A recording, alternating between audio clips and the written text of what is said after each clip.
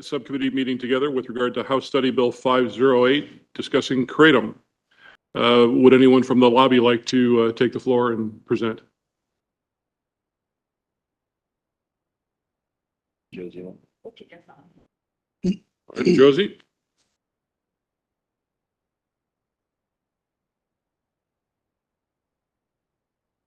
Good morning, Josie Bagler with the Department of Public Safety. I have Susie Scherer with me here today too, with the Office of Drug Control Policy within DPS. We are registered in favor of this bill. We have seen kratom rise in popularity across the U.S. and also here in Iowa over the years. The Iowa Poison Control Center has seen a pretty drastic uptick in calls related to kratom products. I think in 2023 and 2024, there were 24 reported calls. And in 2025, there were 53, which was over 120% year-to-year increase, the largest that they've seen in relation to kratom products. The DEA has classified kratom as an emerging drug of concern. And the FDA has also recently announced that they are planning to schedule or recommend scheduling a few of the psychoactive compounds that are found within the kratom plant. So here in Iowa, there's no regulation around these products. And I think we've seen that reflect in the calls to the poison control and also overdose levels and even some deaths that are associated with taking too much kratom. So I don't know, Susie, if I'm forgetting anything. Yeah. Good morning. Thanks for having us. I'm Susie Scherer, Office of Drug Control Policy.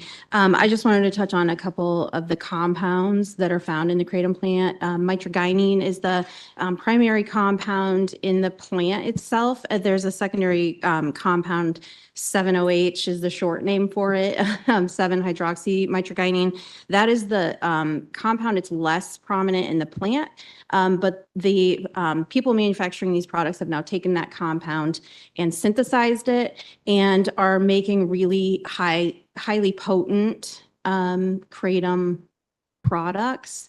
In small doses, kratom products can act as a stimulant, and then in higher doses, they act as an opioid on those same receptors. And we've found that naloxone actually can mitigate some of those symptoms similar to other opioids. But what we're finding with the synthetics is just like with K2 many years ago, they're synthesizing these things and making these really highly potent products, and we're finding more and more adverse effects with these products. Babies are being born in the NICU with withdrawal symptoms. Patients are saying, well, I was only using kratom. I thought it was safer, a safer alternative. But when in fact, we're seeing that it's not.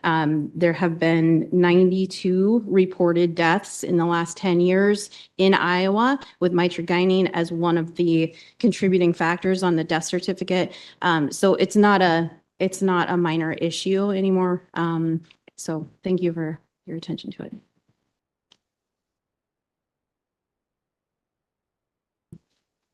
Thank you very much. Anyone else?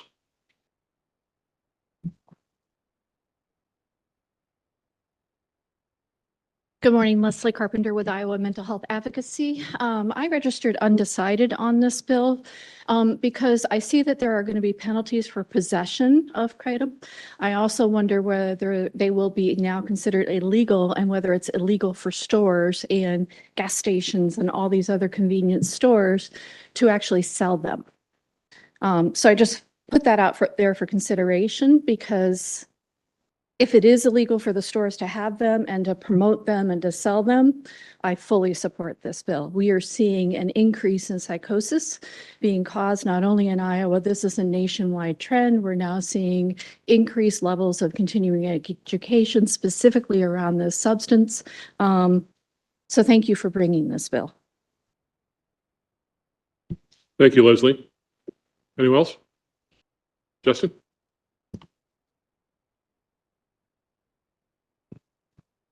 Thank you, Mr. Chair. Good morning, subcommittee. Justin Hupper, representing Botanicals for Better Health and Wellness, which is a trade association advocating for safe and effective use of botanical products. Andrew Coppola is VP of Legal with them. He's going to make most of our comments. I just wanted to start on the front end by saying We are very supportive of, and we think the important policy distinction here is there's kratom, the natural plant that's been available in Iowa for decades, been used for centuries, much different than the synthetic kratom, the 7-OH that the department touched on, which we are very supportive of scheduling. It's doing very harmful things, but they're very distinct things also. So the FDA regulates kratom, the plant. For a long time, it's been used for Iowa, been used in the country for many years. The DEA is scheduling the synthetic. The Trump administration is in the process of doing that. So just from a macro perspective, we're very supportive as well as scheduling and getting rid of off the market the bad, harmful synthetic. But that's different than the botanical plant. Thank you, Mr. Chairman and members of the committee. As I was introduced, my name is Andrew Kalpa with the trade organization Botanicals for Better Health and Wellness. I'm speaking in opposition to this bill, which designates kratom as a Schedule I controlled substance. Kratom or Mitragynium speciosa is a natural botanical. It's in the same family as the coffee plant. It has been used for energy boost and mild mood enhancing effects. Kratom is typically used almost in contrast to what you see in terms of cannabis. It's not a tune-out type product that people are using. It's an energizing product associated, again, with the coffee family. So you're getting a mood boost from it, and you want to be active and actually engaging with society and doing your activities. It effects are relatively mild, much like that of coffee or tea. Kratom has been used for centuries in a variety of therapeutic reasons, including mood boost, reducing anxiety, and increasing energy. It's been used in the United States itself for over 30 years, safely and effectively. The science surrounding kratom has really exploded over the last 5 years. In fact, in the last 5 years, there's been over 400 medical and scientific publications supporting the safe use and therapeutic use of kratom in adult populations. Research coming from major universities like Johns Hopkins Medical School, The Ohio State University, and University of Florida. Further, the U.S. Food and Drug Administration itself ran the first leg of its human clinical trial on kratom that it published about a year ago. In that trial, they tested upwards of 7 times the amount of mitragynium being the active ingredient, 7 times the amount that you would see in a commercial product, and found no severe adverse events. And the products were found to typically be safe for adult consumption. 17 states have passed legislation favoring the regulated sale of kratom, including testing of raw material and finished goods, proper labeling, and age gating at 18 or 21 years old. However, there's been confusion on the part of kratom, especially in the last couple of years, as there's been a rise of this synthetic product out there called 7-hydroxymitragynine, or 7-OH, as the department accurately identified. This is a new product into the marketplace where what I'd like to refer to as entrepreneur and chemists took part of the actual plant, the active ingredient, and subjected it to harsh chemicals in order to create an artificial oxidation and create what has been identified as an illegal synthetic morphine product.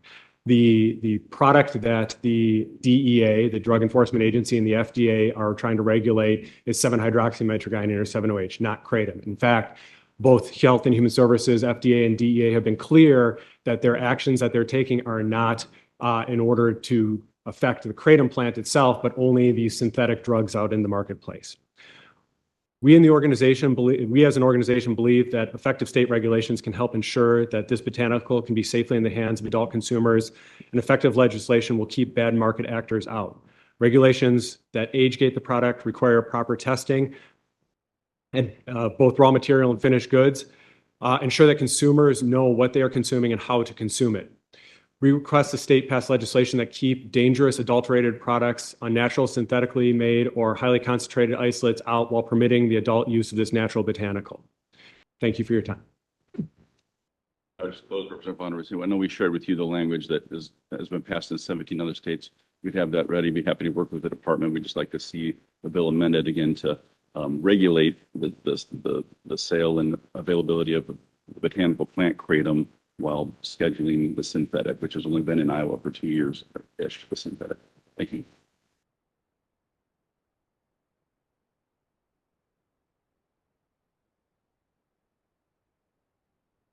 Hi, Seth Brown on behalf of the Iowa Medical Society. We represent over 6,000 physicians, residents, and medical students across the state. We support this bill. We've been hearing increasing concern about the widespread use of substances like kratom. Our members are tasked with triaging after the fact, after some of these adverse effects take hold once these substances are ingested. Currently, there are no FDA-approved prescription or over-the-counter drug products containing kratom, and so we feel that until the FDA says it's safe, this shouldn't be in the marketplace. Thank you.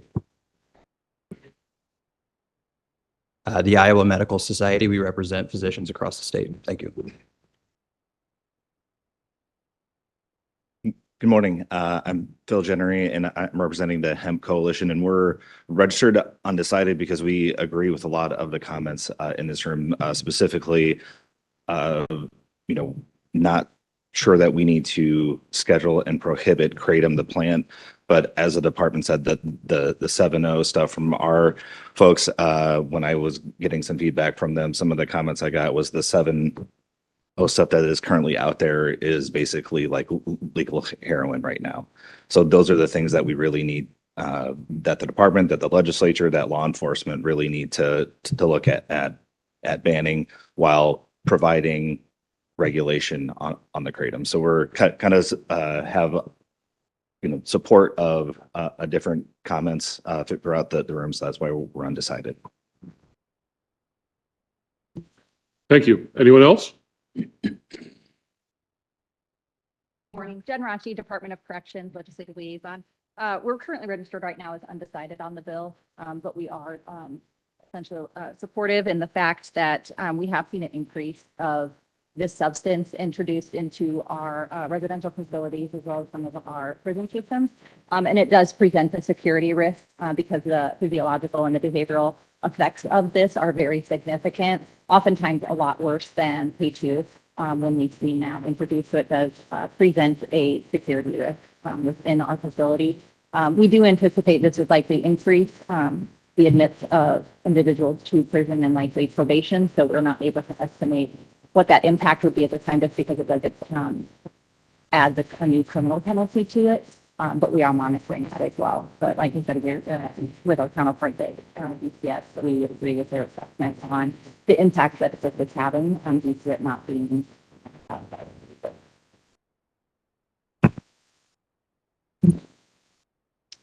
Yes, please. Apologize, I'm late. Amy Campbell, I represent the Iowa Behavioral Health Association, which are the substance use providers in the state. And we are registered in support of the bill. We've had a lot of our providers saying that we're having a lot of people having serious addictions with this, with very, very serious physical health outcomes, seizures, neurological disorders, reported deaths. These are unregulated products that are available at any corner store. You drive by anywhere, you see those placards out there. And so we have experts online that if you want to talk to somebody that's had to deal with some individuals that have had these serious addictions, they'd be happy to talk to you. Just let me know and we can connect you with them. But we do know that the seizures, respiratory depression, coma, people are presenting in emergency rooms. Nationally, there's over 2 million people that are known as users. The poison control centers have had numerous increases, huge increases in calls related to this. And so we think it is a serious public health problem and we appreciate it. The only concern we do have is the criminalization of it. We always prefer to see more of a deferred treatment option so that people can access the treatment that they need rather than going right into I think it's a serious misdemeanor.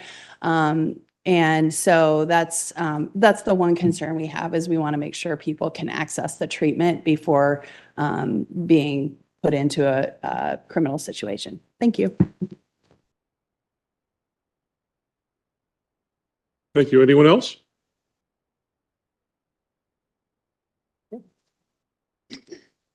Representative, do you have any comments? Thank you, Mr. Chair. I'm 100% in support of this bill. I think it's a good bill. Be good for Iowa, especially with the public health concerns. I'm a yes. Ranking Member Gosa. Thank you, Mr. Chair. I'm in favor of moving this forward if we have the discussion on if you want to define between apparently the synthetic and apparently I need to pay more attention with the synthetic and the plant or regulating either one. So I'm in favor of moving it forward and see what we do from there.